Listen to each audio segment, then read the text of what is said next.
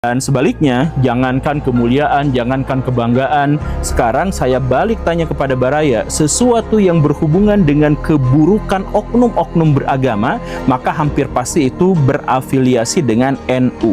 Benar atau tidak? Saya sebut satu-satu.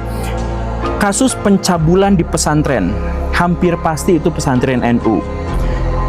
Kasus kekerasan dalam pesantren, itu hampir pasti pesantren NU. Kemudian yang suka geruduk-geruduk pengajian orang, itu bukan orang Wahabi, bukan orang Syiah, bukan orang Ahmadiyah, tapi pasti orang-orang NU yang suka geruduk-geruduk pengajian orang lain itu. Kemudian yang suka menggeruduk umat lain ketika beribadah, itu juga biasanya itu adalah orang-orang NU. Kemudian yang nyembah kiai sampai sujud-sujud kakinya dicium, itu juga pasti orang NU.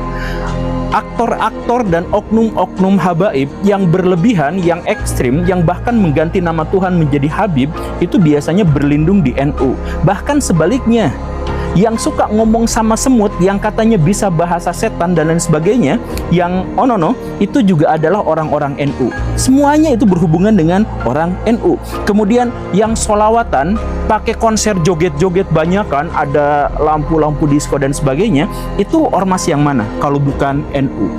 Kemudian yang tadi yang dipecah belah hanya gara-gara habaib, itu siapa? Yang kemudian muktamarnya berantem satu sama lain, rebutan kekuasaan, itu dari siapa? Dari Muhammadiyah? Enggak, dari NU.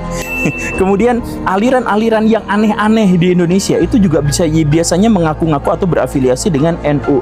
Yang kalau misalkan mau bangun masjid itu sampai ngemis-ngemis di pinggir jalan, bahkan ngemis-ngemis di YouTube, itu semuanya siapa? Itu juga biasanya adalah orang-orang NU. Sekarang sesuatu yang baik kita tidak bisa melihat dari NU, tetapi yang buruk-buruk kelihatan di mana-mana. Ini kan cara pandang guru gembul aja melihat dari sesuatu yang negatif. Ya, kalau misalkan bisa dilihat dari sesuatu yang negatif, berarti sesuatu yang negatif itu kan ada dan itu terlihat.